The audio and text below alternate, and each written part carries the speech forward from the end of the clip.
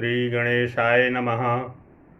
वंशी विभूषितकरा नवनीरदाभात्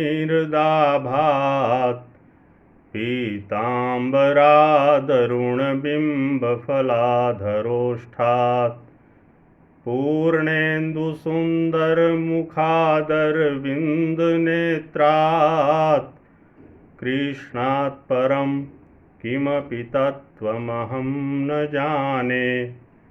कृष्णात् परं किमपि तत्त्वमहं न जाने।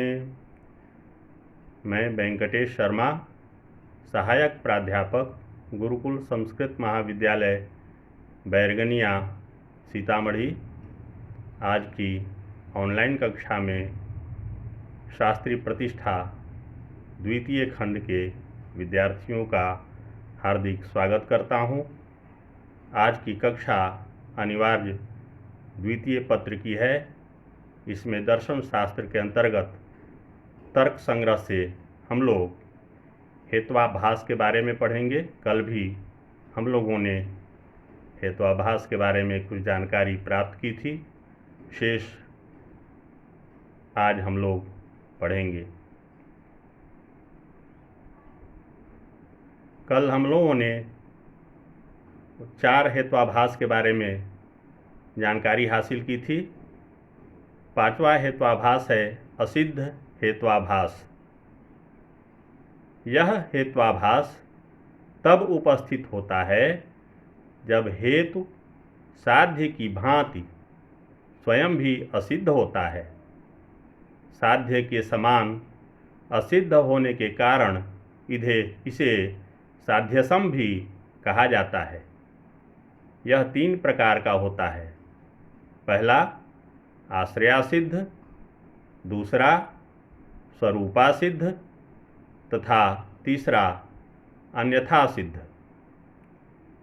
आश्रयासिद्ध वह है जहाँ हेतु का आश्रय अर्थात पक्ष ही असत हो। उदाहरण के लिए स्वर्णिम पर्वत पर धुआं है, अतः वहाँ आग है। इसमें पक्ष है स्वर्णिम पर्वत, ये असत है। दूसरा है स्वरूपासिद्ध, यहाँ पक्ष तो सत्य हो किंतु हेतु पक्ष में पाया ही न जाता हो। जैसे नदी में आग है, क्योंकि वहाँ अर्थात नदी में धुआं है। तीसरा है अन्यथा सिद्ध, जहाँ हेतु उपाधि युक्त हो अर्थात हेतु और साध्य में संबंध शर्त रहित न हो। जैसे पर्वत पर धुआं है, क्योंकि वहाँ अर्थात पर्वत पर आग है। 6ठा हेत्वाभास है बाधित हेत्वाभास, जहाँ हेतु द्वारा प्रमाणित साध्य किसी अन्य प्रमाण से खंडित हो जाए, वहाँ बाधित हेत्वाभास होता है। उदाहरण के लिए लकड़ी ठोस पदार्थ होने के कारण पानी में या नदी में डूब जाती है। यह कथन तब खंडित हो जाता है जब हम लकड़ी के पानी में तैरने का प्रत्यक्ष करते हैं, अर्थात लकड़ी को पानी में तैरते हुए देखते हैं। अतः यह बाधित हेत्वाभास हुआ।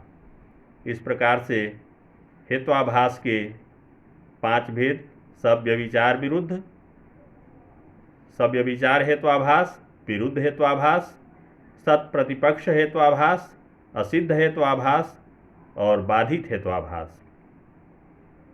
और सव्यभिचार हेत्वाभास के 3 भेद हुए, 3 प्रकार के हुए: साधारण सव्यभिचार हेत्वाभास, असाधारण सव्यभिचार हेत्वाभास और अनुपसंहारी सव्यभिचार हेत्वाभास। असिद्ध के भी 3 स्वरूप हुए, 3 प्रकार के असिद्ध हेत्वाभास हुए। पहला आश्रयासिद्ध असिद्ध हेत्वाभास, स्वरूपासिद्ध असिद्ध हेत्वाभास और अन्यथा सिद्ध असिद्ध हेत्वाभास। इस प्रकार से हेत्वाभास के बारे में हम लोगों ने पर्याप्त जानकारी प्राप्त की। इसके बाद हम लोग उपमान के बारे में जानेंगे। पूर्वानुभूत वस्तु के सदृश होने के कारण जहाँ किसी नई वस्तु का ज्ञान हो उसे उपमिति कहते हैं, उसके कारण को उपमान कहते हैं। उपमिति करण अनुमानम अथवा अतिदेश वाक्यार्थ स्मरण सहकृतम गोसादृश्य विशिष्ट पिंड ज्ञानम उपमानम। कोई व्यक्ति जिसने नील गाय को नहीं देखा है किंतु यह सुना हो कि गवय अर्थात नील गाय के ही सदृश होता है।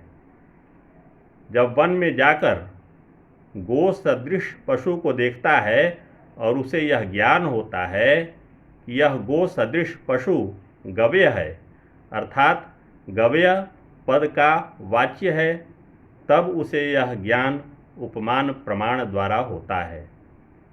उपमान में गो और गव्य का सदृश्य ज्ञान करण है और गव्य गो सदृश होता है। इस वाक्य का स्मरण सहकारी कारण है। नैयायिकों के अनुसार उपमान एक मिश्रित प्रक्रिया है। गव्य गो सदृश पशु है, इस उपदेश में शब्द की सत्ता है। गव्य को देखकर उसमें गो सदृश का अनुभव प्रत्यक्ष के अंतर्गत है। यह गव्य है, इसमें पूर्वोपदेश की स्मृति की और अनुमान की सत्ता है, किंतु गव्य पद का वाच्य यही गव्य पशु है। यह स्वतंत्र उपमान प्रमाण से ही सिद्ध होता है। इसीलिए उपमान को संज्ञा संगी संबंध ज्ञान भी कहा गया है। अब आगे है शब्द के बारे में हम लोग जानकारी लेंगे। वाक्यम आकांक्षा योग्यता सन्निधि मताम पदानाम समूह शब्दः। वाक्यम आकांक्षा योग्यता सन्निधि मताम पदानाम समूह शब्दः अर्थात शब्द को आप्त वाक्य माना गया है। आप्त यथार्थ वक्ता को कहा जाता है। वाक्य पद समूह है, पद को शक्त कहा गया है। इस पद से यह अर्थ समझना चाहिए कि यह ईश्वर संकेत शक्ति है। नव्य न्यायिकों के अनुसार यह शक्ति लंबी रूढ़ परंपरा से आती है। आप्त वाक्य आप्त पुरुष द्वारा ही संभव है। आप्त पुरुष परमात्मा या ईश्वर और जीवात्मा रूप से द्विविध है, अर्थात दो प्रकार के हैं। इस तरह से शब्द प्रमाण दो प्रकार के माने गए हैं, वैदिक और लौकिक। वेद ईश्वर द्वारा उच्चारित है, अतः उनकी प्रामाणिकता पूर्ण निश्चित एवं असंदिग्ध है। जीवात्माओं में यथार्थ वक्ता दयालु महापुरुषों के वाक्य ही प्रामाणिक हैं। पद समूहात्मक वाक्यों में अर्थबोध होता है। पदों में शक्ति दो प्रकार की मानी जाती है, अभिधा और लक्षणा। वाक्यार्थ बोध के लिए आकांक्षा, योग्यता, सन्निधि और तात्पर्यार्थ ये आवश्यक हेतु हैं। अब पांचों को अलग अलग देखते हैं। आकांक्षा पदस्य पदांतर व्यतिरेक प्रत्युक्ता भावकत्वम क्रियाकारक पदानाम परस्परमाम आकांक्षाम भवति। वाक्य के पदों में अर्थ बोध के लिए अन्वयात्मक परस्पर संबंध होता है, जिसके कारण वाक्य का समग्र अर्थ बोध होता है। इसे आकांक्षा कहते हैं। परस्पर असंबद्ध पद समूह से सार्थक वाक्य नहीं बनता, जैसे गाय, घोड़ा, आदमी, हाथ, हाथी। इस तरह से दूसरा है योग्यता। अर्थाबाधो योग्यता। पदार्थानां पारस्परिक संबंधे बाधाय अभावः योग्यता अस्ति। आकांक्षायुक्तेषु पदेषु अर्थेषु च परस्परम अन्वयस्य सामर्थ्यम वर्तते। अर्थात पद समूह में अर्थ का अभिव्यक्त करने की योग्यता होनी चाहिए। जिससे अर्थबोध न हो वह वाक्य सार्थक नहीं होगा। तीसरा है सन्निधि। साकांक्ष पदानाम एक बुद्धि विषयत्वम सन्निधिभिः धीयते। आकांक्षा योग्यता सन्निधिभिः युक्तः पद समूह वाक्यम भवति। वाक्य में पदों का अविलंब उच्चारण एक एक घंटे के अंतराल में बोले गए शब्दों से वाक्य का अर्थ बोध नहीं हो जाता। इसलिए शब्दों के उच्चारण में समय का भी ध्यान आवश्यक है। तात्पर्य।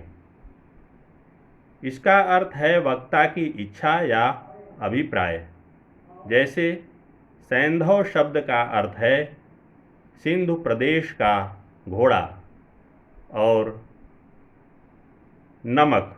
यदि कोई भोजन करते समय सैंधव ले आओ यह वाक्य बोले तो उसके समक्ष नमक लाना ही उचित होगा, घोड़ा नहीं।